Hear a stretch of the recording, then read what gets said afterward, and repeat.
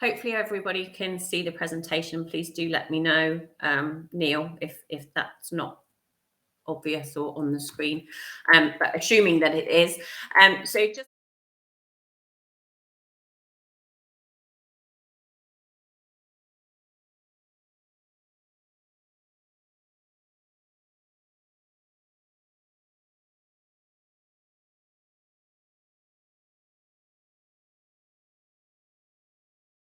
okay.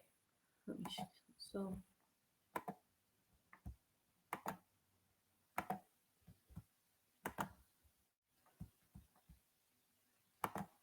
is that okay? All right, lovely. Sorry. So, yeah, the BVRLA represents the demand side of the automotive industry. We represent members from leasing, rental, car club, subscription, and fleet management sector.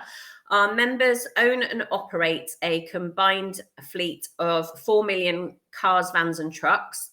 So that translates to 1 in 10 cars, 1 in 5 vans, and 1 in 5 trucks on the UK's roads that will be owned and or operated by a BVRLA member. Our members are responsible for 50% of all new vehicles that are registered in the UK per annum. And our plug-in pledge states that by 2025, our members will be responsible for 80% of battery electric vehicle registrations in the UK per year. We're already behind a number of the battery electric vehicles that are being registered in the UK per annum, and those numbers that Neil just mentioned in the introduction. And our members very much are committed and recognise the critical role that they have to play in accelerating the uptake of zero emission transport. So I want to share with you this morning some of the insights and recommendations from some research that we did earlier in the year. And the fleet charging guide that we produced. So the reason we pulled this together was it was quite clear to us when we started to engage with the EV Energy Taskforce, and also in conversations we were having with the Office for Zero Emission Vehicles, OZEV, that there was quite a significant knowledge gap when it came to private sector fleets, particularly that those that weren't based at depots. But we had already started to do some work around some of the challenges facing commercial vehicle fleets. And it was something that we wanted to build on. So this was very much done to support the OZEV's EV infrastructure strategy, also the EV Energy Taskforce modelling that was being conducted, and also recognising that a lot more responsibility is being passed on to local authorities. And one of the challenges for fleets is that quite often, particularly with national fleets, they will be traveling across the country. So they may not necessarily live or work in some of those local authority areas, but they will be reliant on the infrastructure within those local authority areas. So recognizing the responsibilities of local authorities, we wanted to produce this guide to show the diversity of fleet. So looking at a range of different usage profiles, some of the challenges that fleets are then going to face when looking to use different types of charging. We were then able to start to allocate the type of charging that we think will be required for these various users. The report then also has a number of high-level policy recommendations, which I'll come on to towards the end of the presentation. And what I would say is, this is very much a start point. There was no way we could have covered every single type of fleet use case. So what we wanted to do was start to group some common use cases together to identify some of the usage requirements and use this as something that we can build on over time. So one of the key outputs that we produced as part of the report is this one-page visual. So this shows us some of the diverse use cases, so where we've grouped the different types of usage. It then shows some of the charging challenges that those different users will face. And then based on that usage, we've been able to allocate a preferred type of charging, but also show where other types of charging are likely to be required.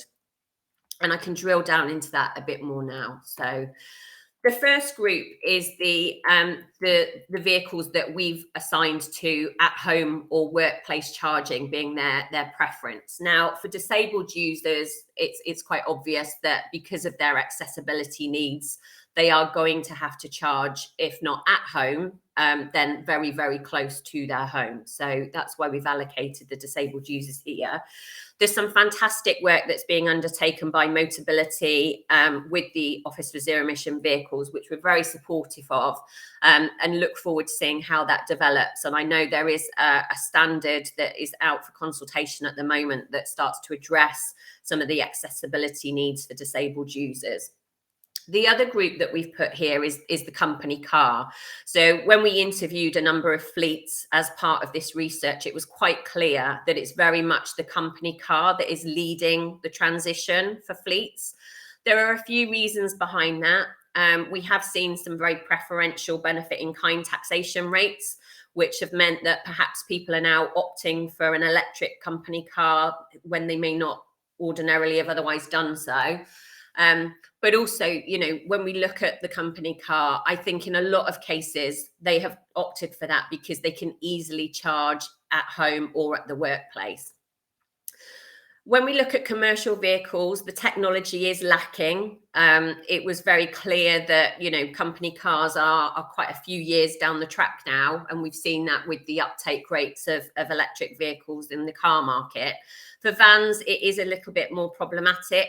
It's only over the last sort of year or so that we started to see vans with better range, towing options and things like that.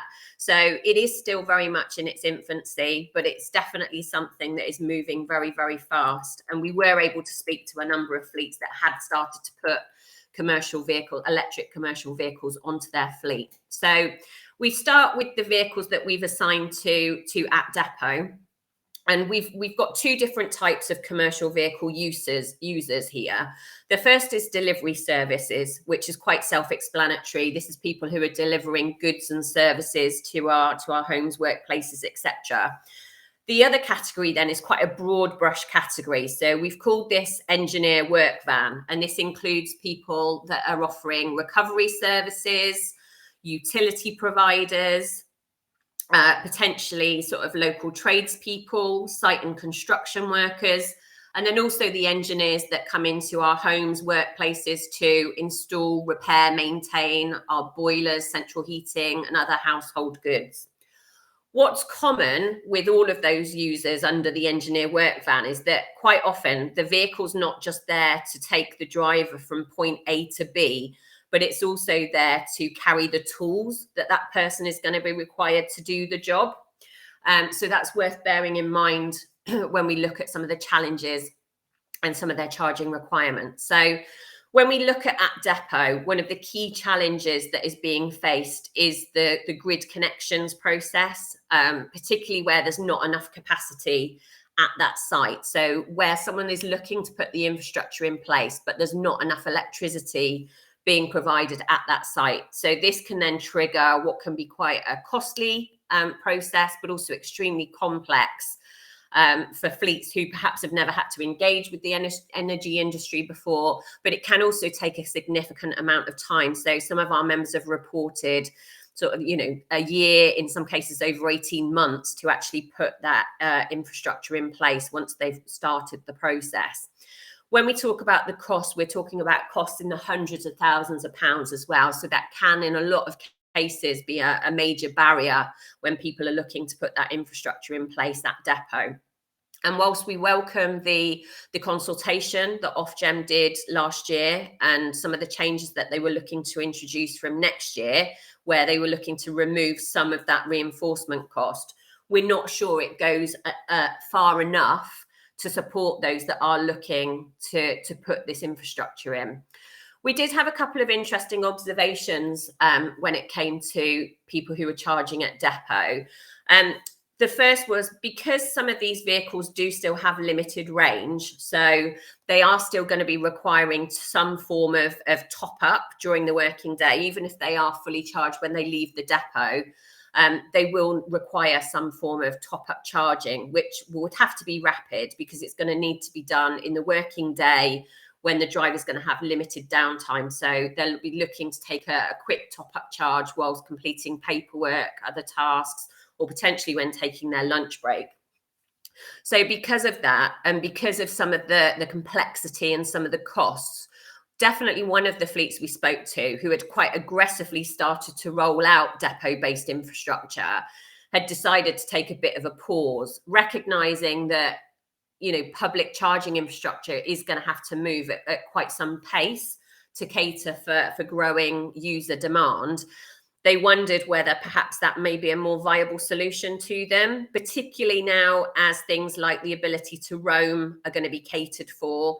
So in the announcement, when the government announced the EV infrastructure strategy, they also announced some of the areas they were looking to mandate as part of the consumer experience, one of which was around the ability to roam. So this means the driver wouldn't have to have a whole myriad of different apps and cards to be able to utilize public charging. What they really want is a fuel card equivalent, and something that gives them access to all of the different types of charge points via one card, which, with the roaming solutions that are being addressed, hopefully will give that as an option. So it was quite an interesting observation to see that even where people had quite aggressively put that depot-based infrastructure in place, they were taking pause and looking at whether perhaps the public charging network could be a more viable solution. And that's definitely something that we want to build on and see how that progresses over time. One of the other things was the number of vans that were being taken home by the drivers. And because of the pandemic and the requirement for people to work from home, this had become more and more common.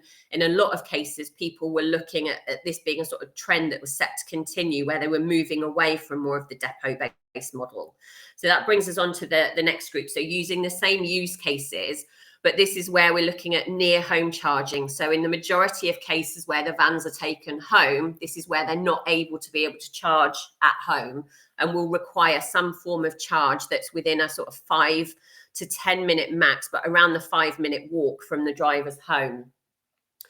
There are a number of issues here, particularly when it comes to accessible charging. So where there is on-street charging, quite often the bays will be too short, the cables aren't long enough to cater for a larger van. It was also interesting that quite a few of the fleets that we've spoke to, the drivers they were looking to make the transition first were those in areas where there were things like the clean air zones, ultra low emission zones, zero emission zones. So they tend to be the more urban environments that are more congested, where parking can be a challenge at the best of times. So trying to then find accessible charging and parking is going to be a challenge. Security is also an issue that needs to be catered for with the commercial van fleet. So I mentioned that quite often the van is there to carry the tools for the job. It's not just a case of being able to remove some of those tools. Quite often the van is completely kitted out with these tools, so you can't just remove them overnight. So secure parking is going to be really important as well. And even where there are areas where these vans could park securely in perhaps a nearby car park, quite often there are accessibility issues there where there's a height restriction, which means they're unable to get into the car park. We also spoke to some fleets where they had potentially found spaces where they could park securely and charge overnight, so perhaps in a nearby retail park. But because they're having to drive in front facing because of the location of the charging port, they're then having to reverse. And because they have a blind spot, this can then pose a bit of a health and safety challenge. So again, that can limit their ability to park in some of these areas if it's deemed to be too much of a risk. I think the other thing to mention here when we talk about the ability of people to charge at home, normally when we talk about the general public and those that won't have access to charging at home, I think it's around a third of people that we're talking about. When it comes to the commercial van fleet, I think this is likely to be far higher. Centrica, British Gas have spoken at a number of open forums where they're talking about around 70% of their engineers that won't be able to charge at home because they don't have the driveway, or if they do, it's perhaps taken up by the other family vehicle or is too far away from the location of the house and therefore the electricity supply. So there are some real key challenges here that need to be overcome. There's some really good work that's being undertaken by the Association of Fleet Professionals, which very much complements this guide, where they've started to map out some of the data from some of the larger fleets of where the drivers are taking the vans home and don't have the ability to charge at home. So that's, an some data that can be utilised, particularly by local authorities when they are looking at where this charging needs to be put into place. But we need to overcome the issues with accessibility and security. And then the final user group that we looked at were those with limited downtime. So this is where we've got taxis, private hire, ride hailing, car clubs, and rental vehicles, where there's very high levels of utilization, very quick turnaround times. So when we look at the rental fleet, the average rental vehicle is turned around in less than an hour. In many cases, sometimes less than half an hour, particularly at airports, which are a challenge all on their own. Very problematic when we look at how we get rapid charging infrastructure at airports and things like that. So it's quite obvious that, these are the use cases that are going to be very, very reliant on rapid charging infrastructure, not just for them, but also for their customers. So if you're renting a car club or a rental vehicle and you're paying by the minute, hour, or the day, the customer's not going to want to spend hours sat there paying to effectively charge the vehicle as well. So it's going to be really important for their customers as well. And this is where we think destination charging has a role to play as well. So particularly if these vehicles are being taken for leisure purposes, then we need to have some form of destination charging at popular tourist destinations, at campsites and things like that. A number of our rental members are also looking at putting the infrastructure in place at their depots to cater for that rapid turnaround. But again, that's when we start to come across the sort of grid capacity issues and concerns. So the report makes 12 recommendations across the following 4 areas.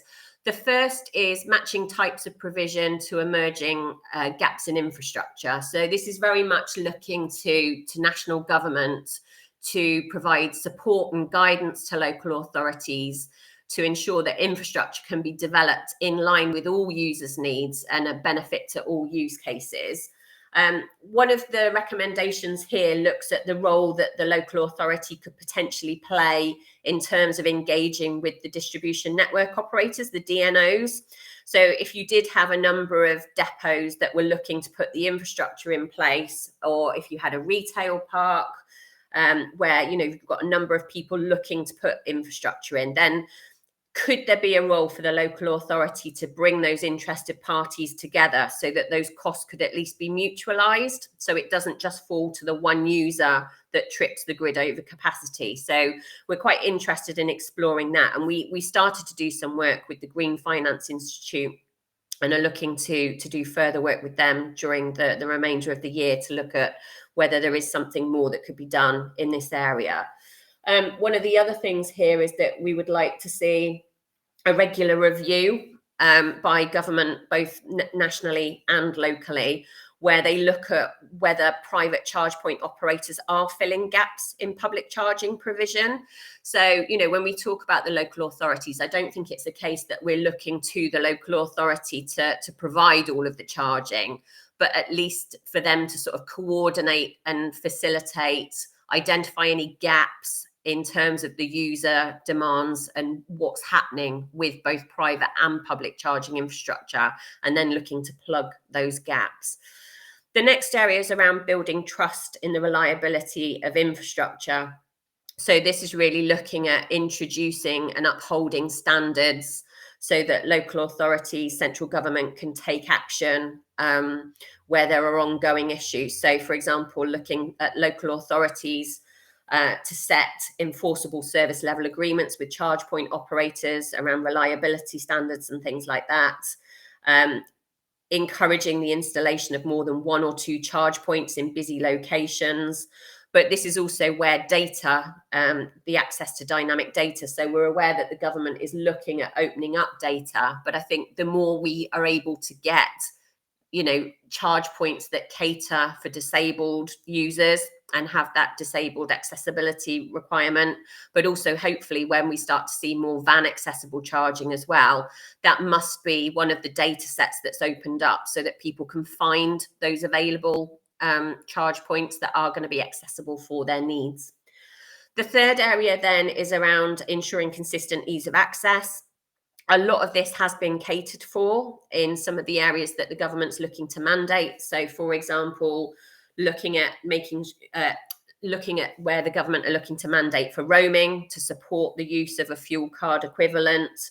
Also, looking at the reliability standards. And I guess the other area here really is looking at how you cater for the disabled users as well and things like that. So a lot of work's been done in this area, which is great to see. The final area then is really around the role that the local authority can play in terms of facilitating more effective engagement with all the relevant partners. So utilising skills, the knowledge, and as I mentioned, some of the data and the project that's being done by the Association of Fleet Professionals to ensure that infrastructure can meet the all users' needs and cater for all of those different vehicle types and use cases. And just in closing, I think the comment I would make is, fleets are very much leading the transition to electric vehicles.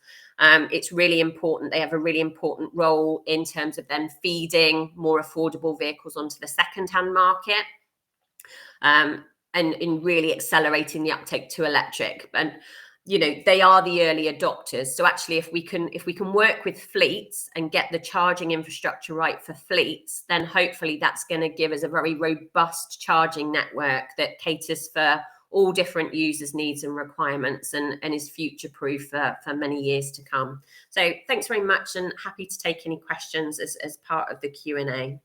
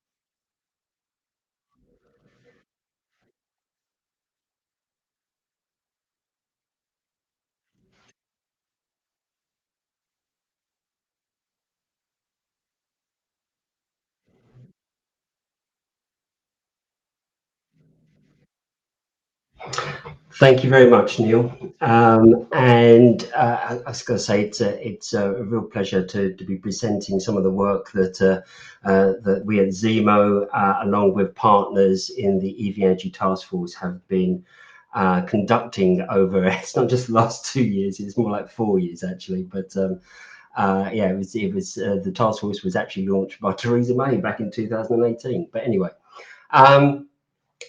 So this is, I have to say, first of all, thank you very much to the BVRLA and Catherine Bowen, who have been a real stalwarts in supporting the work of the task force. And as Catherine said, sort of bringing to life some of the real issues that are facing fleets.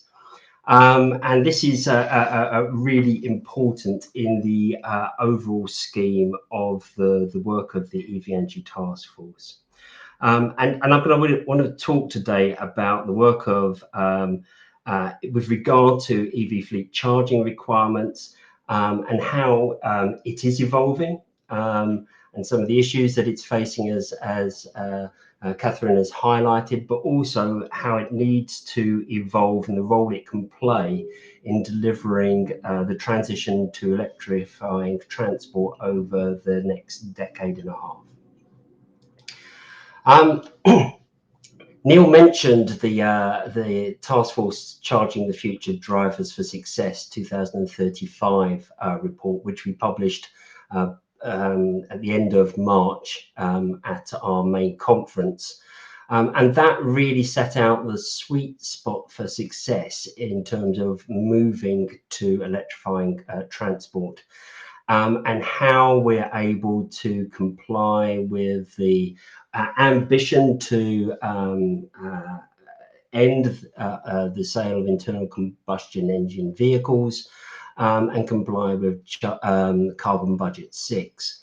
And the implications that has in terms of the number of vehicles that will need to be on the road, and in terms of the infrastructure that will need to be deployed, and the types of infrastructure, the challenges that will need to be faced.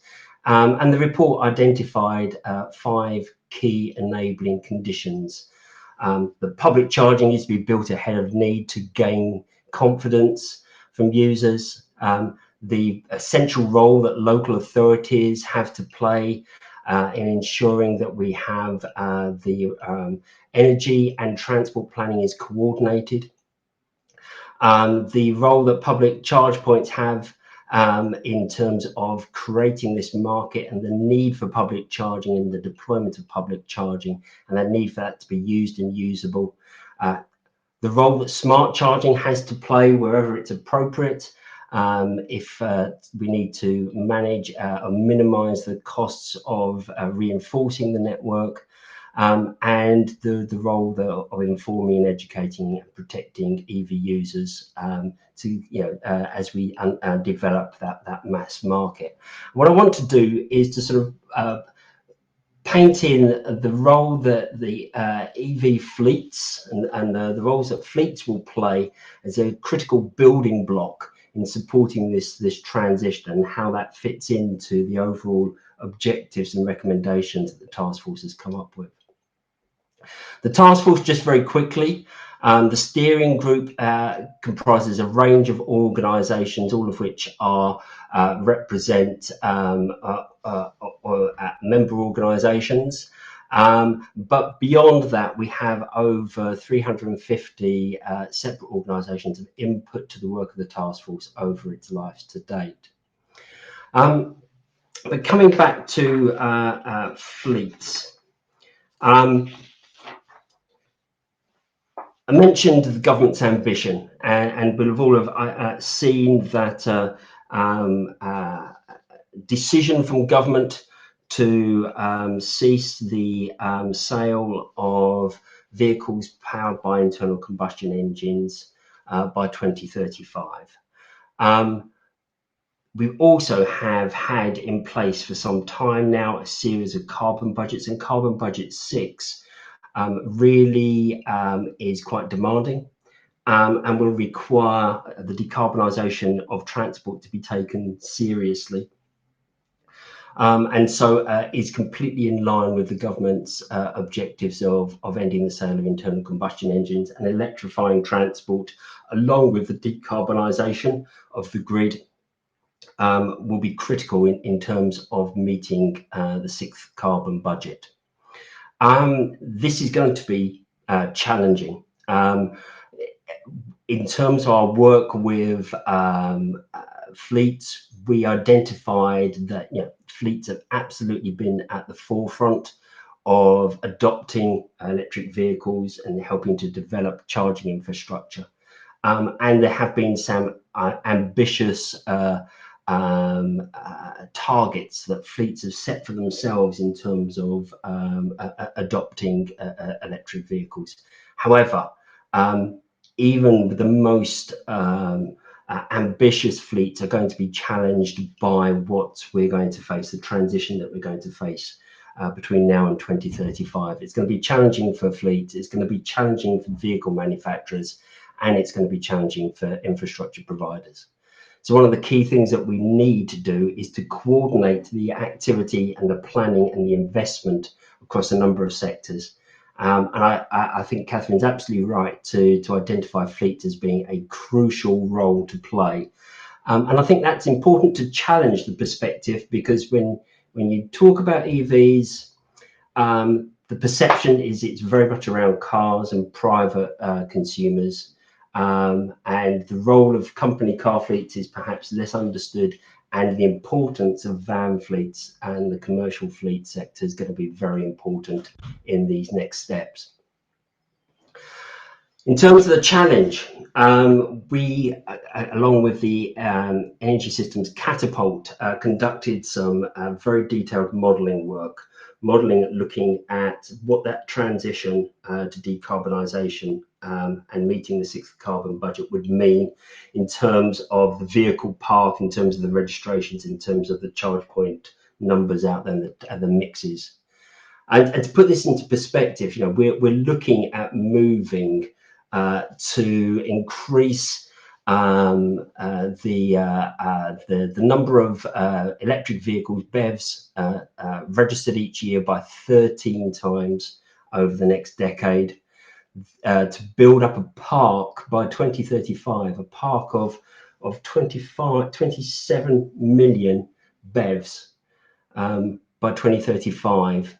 And that's the kind of order of magnitude that's required to meet Carbon Budget 6 and to successfully decarbonise transport.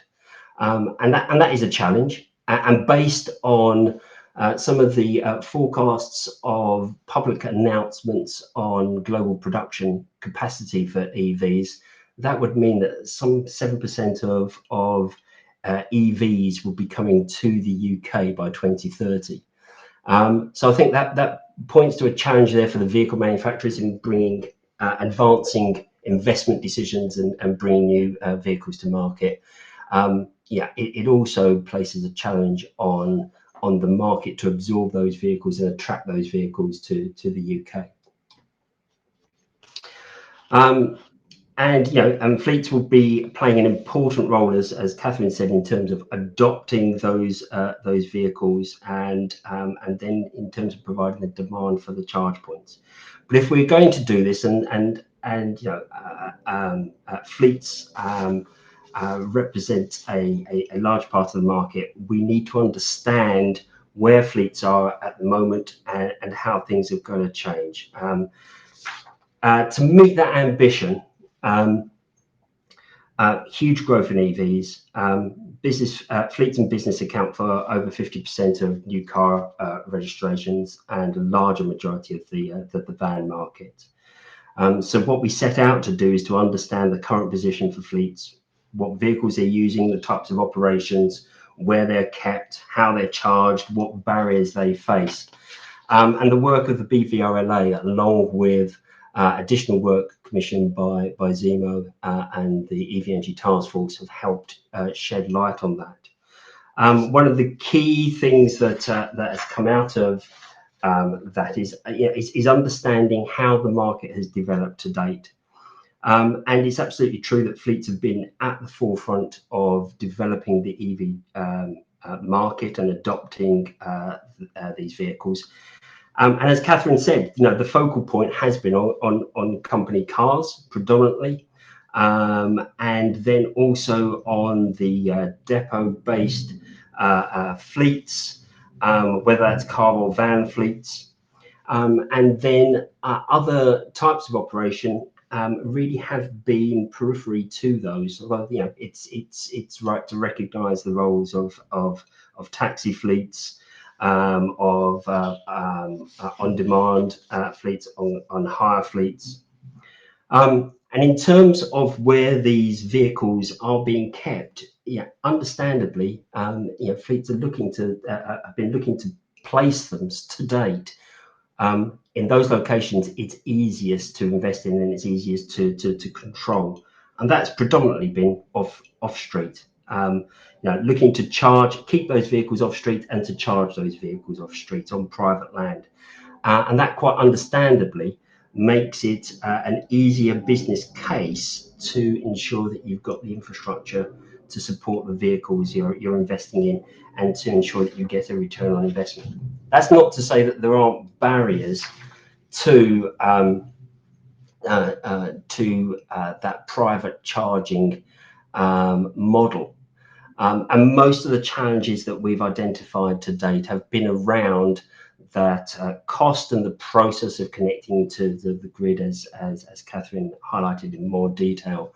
And that process being slow and bureaucratic and difficult in terms of planning, in terms of planning permission, in terms of identifying where you can connect to the grid, in terms of identifying what the cost of connecting to the grid is, in terms of finding a suitable space to locate charging infrastructure, particularly at depots.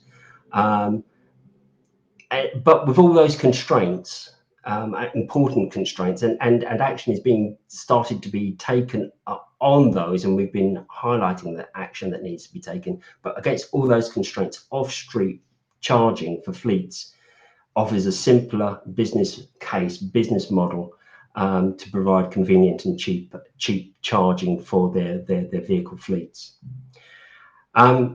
In terms of the use of public charging, it's key things that have come up is that lack of public charging, and for a fleet, the charging points need to be in the right place so you can charge at the right time.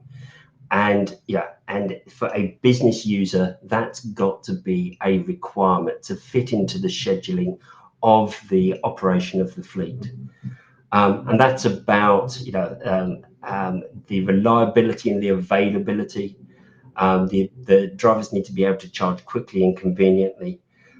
Physical and transactional interoperability. You need to be there needs to be no barriers to be able to use a charge point, whether it is the design of the charge station, or the ability to pay, and indeed the data coverage.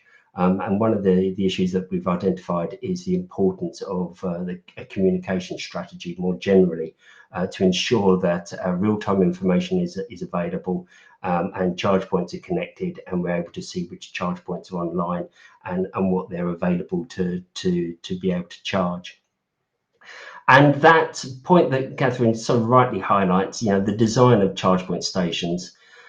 We need to make them accessible for larger vehicles, for specialized vehicles, for vehicles that are towing trailers, and vehicles that need to be able to drive through and not park nose onto the parking slot. So, what do we do with this information? Having understood the current situation, where do we need to go, and what is going to drive the infrastructure that we need? In terms, and we come back to one of those key enabling conditions. Public charge points have to be used and usable. That's so important, and it's so important for fleets as well as the wider community. And that is driven by where the vehicle is kept, the type of operation, the need, the ability to schedule charging into an operation cycle, that size of that vehicle, and the accessibility in terms of the charge point, in terms of the length of the cable, and in terms of ensuring that people with disabilities are able to utilize this. And Motability is a very large fleet operator. So all that features that need to be taken into account in terms of looking at the type of charging infrastructure that we need. We come back to the size of that challenge, and the need for public charging to be built ahead of need to gain confidence. Referring back now to the modelling work that was done by the task force, and we looked at charging in a number of locations, near to home, charging on private land, whether that's depots or home charging, public charging en route, and destination charging. In terms of the EV Energy Task Force, we looked at a range of different scenarios, which determines that how the market develops, and the business models behind different types of charging points. There is going to be a significant need for public charging. In particular, that we're going to need, the central case is we're going to need about 500,000 public charge points of various designs, whether it is slow on-street residential charging for van drivers who are taking the vehicles home with them but not got access to off-street parking, local rapid hubs, or local hubs where vehicles can be charged overnight on private land, en route rapid charging, and city centre charging. And also looking at the opportunity for private motorists to charge at work. But yes, a significant investment is going to be needed. And today we're roughly 30,000 public charge points, and we need to significantly increase that over the next decade. And the investment required for that is going to be of the order of £7 billion. And we've got a further webinar later this week, which is looking at the business models for different charge point networks and how to raise the investment in that. So how do we achieve the delivery of this? How do we make fleets able to take that lead, to bring vehicles into the market, to provide the base demand for charge points? And as in addition to the recommendations in the main report, our report that focuses on the needs of fleets identified a number of specific ones, some of them in common with what's been identified by the BVLA, but some of those additional to those. The need for interoperable public charging, so that fleets can operate, can access as many, a wider range of charge point networks as possible. The need to have certainty of access, and that can be through real-time information to understand what charge points are available and whether they're accessible to the type of vehicle that you're driving, and potentially the ability to book that, or to have arrangements with fleet charge point operators to have commercial vehicle only charging or privileged access.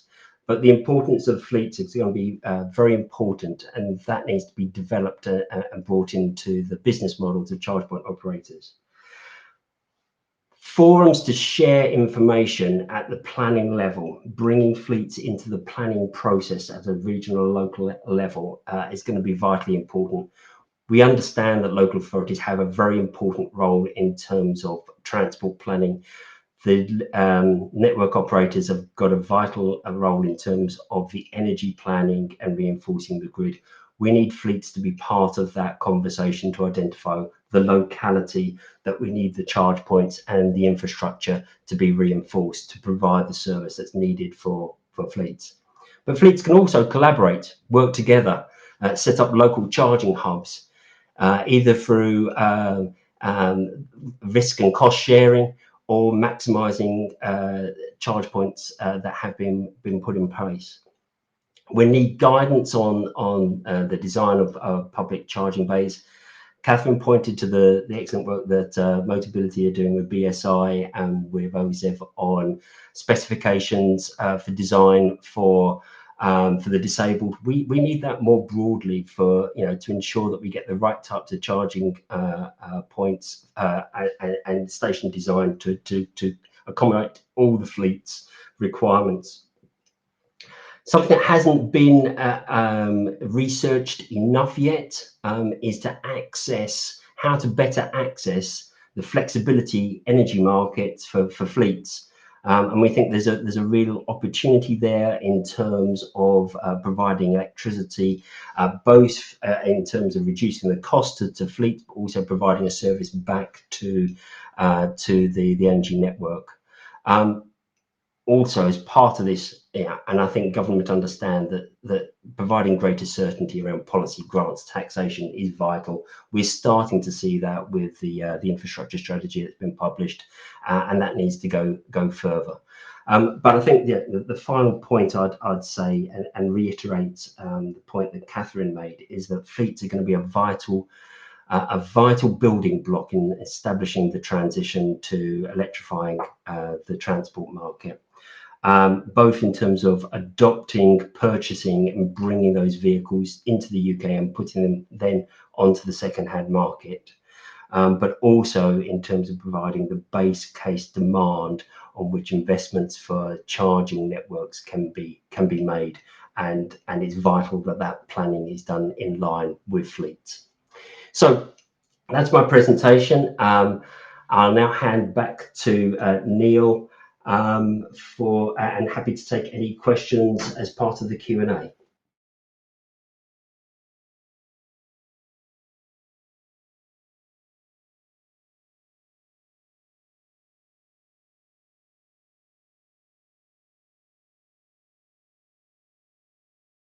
I can see we've got one question already in the chat. We've got about 10 minutes for questions, so please do enter any further questions into the chat. But perhaps I could just start with a sort of a general question to sort of summarize where we are, but it's probably initially for Catherine. But what do you see the key issues in terms of the growth in electrification of fleets?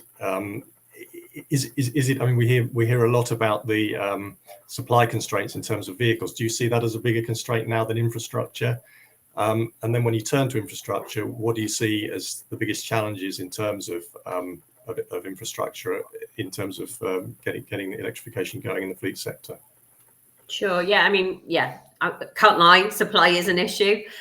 Is it a bigger issue than infrastructure? I'm not sure. It's a hard one to answer. I think when we talk about infrastructure, we're not just looking at the here and now. We're also planning for the future as well. So, you know, I mentioned at the start of my presentation, definitely for the commercial fleets, it's only really over the last couple of years that we have seen the vans with the longer ranges, with the towing options. So we've still got a way to go, but there's definitely a lot of demand there.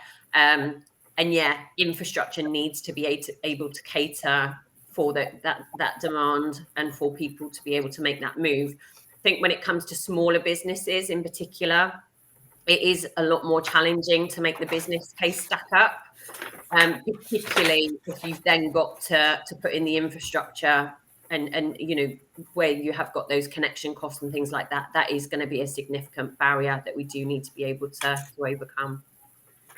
So in the near term, perhaps supply constraints, but you know, increasingly infrastructure is going to be the big issue.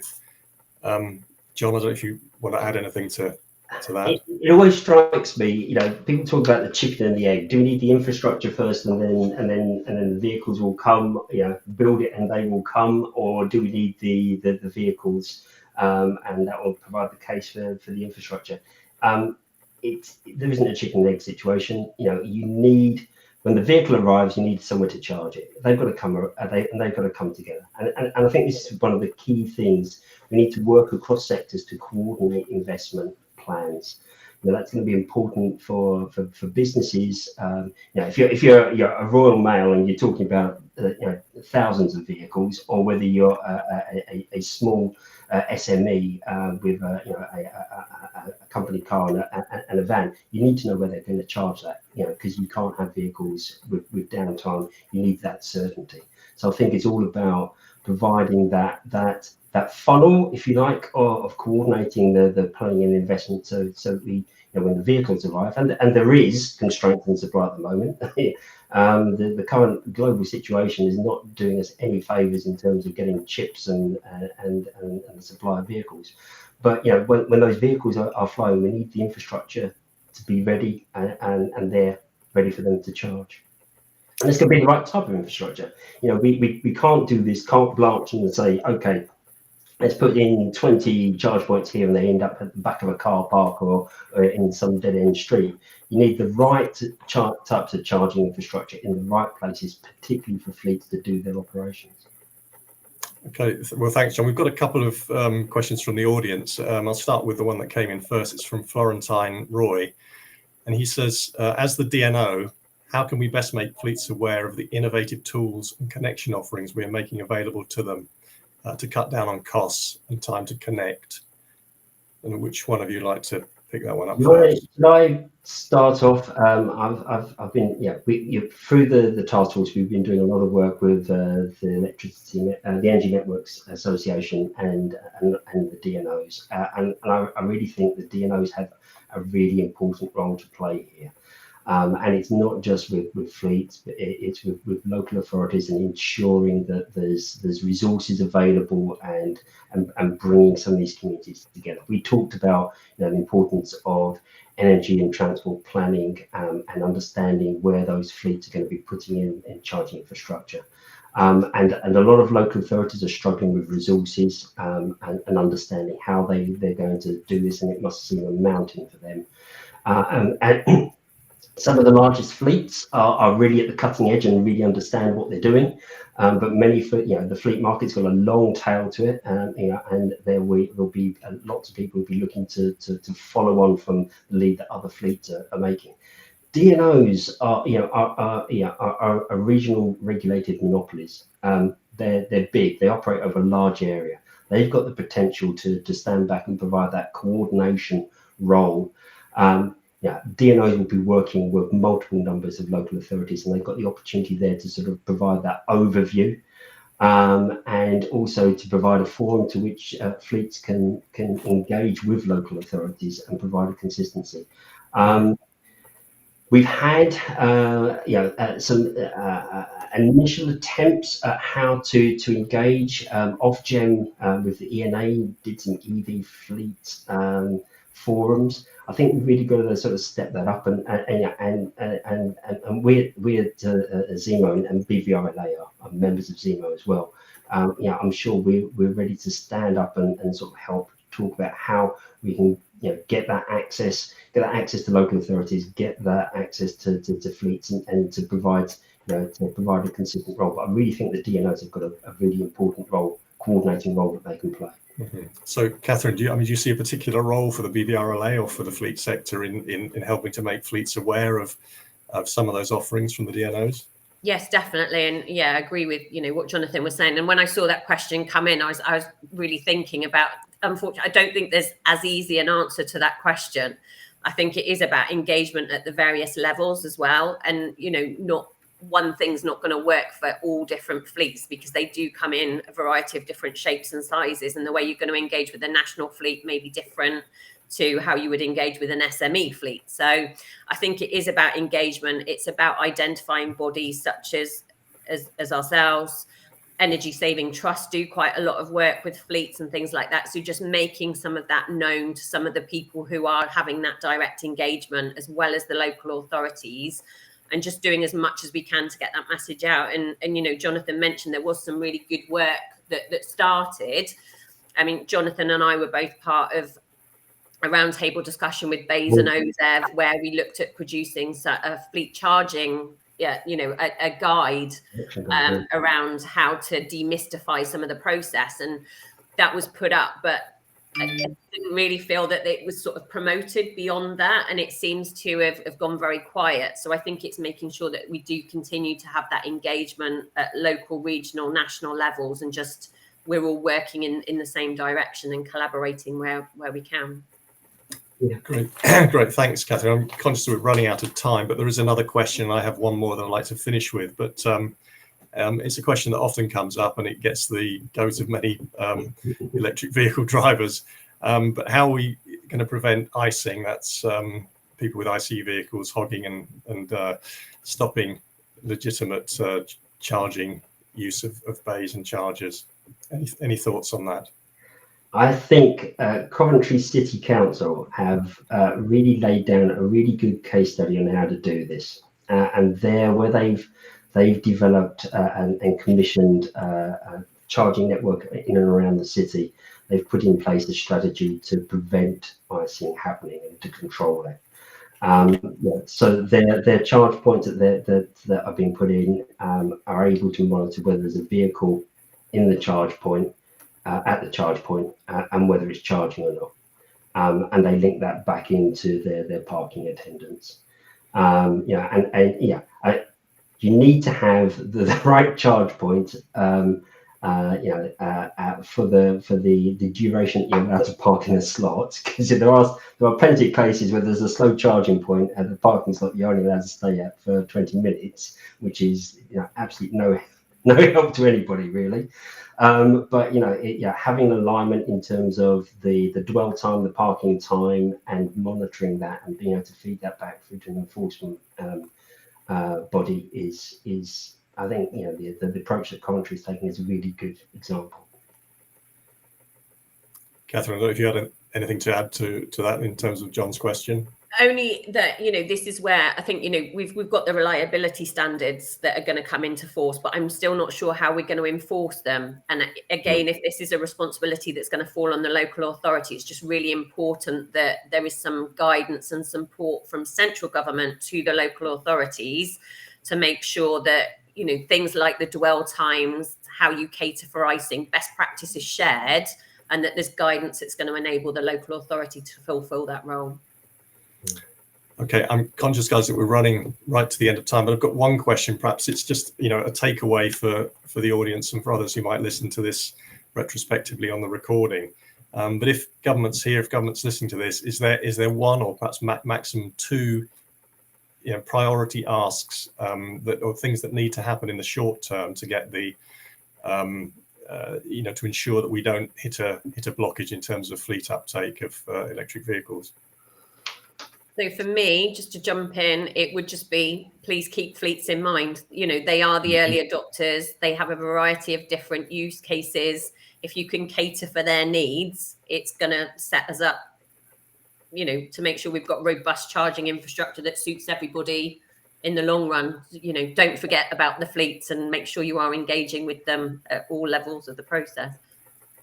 I'd absolutely endorse that. And I think I'd add to that in saying that there's a lot of people thinking that we'll have obligations or duties or actions that need to be taken forward by local authorities. That's got to be backed up with resourcing. So, you know, along with the key role that fleets have got to play, local authorities have got to play an important role as well in coordinating this, and they're going to need to be resourced to do it. Right, well, thanks, guys, and let's hope they're listening.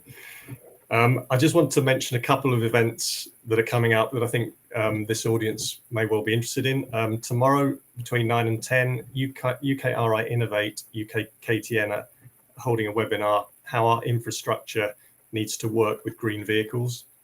And we're back on Thursday, 10 to 11, the EV Energy Taskforce, encouraging investments in the public charging infrastructure. So as John mentioned earlier, that's sort of looking at the business case on the other side of and very linked to some of the discussions we've been having here today.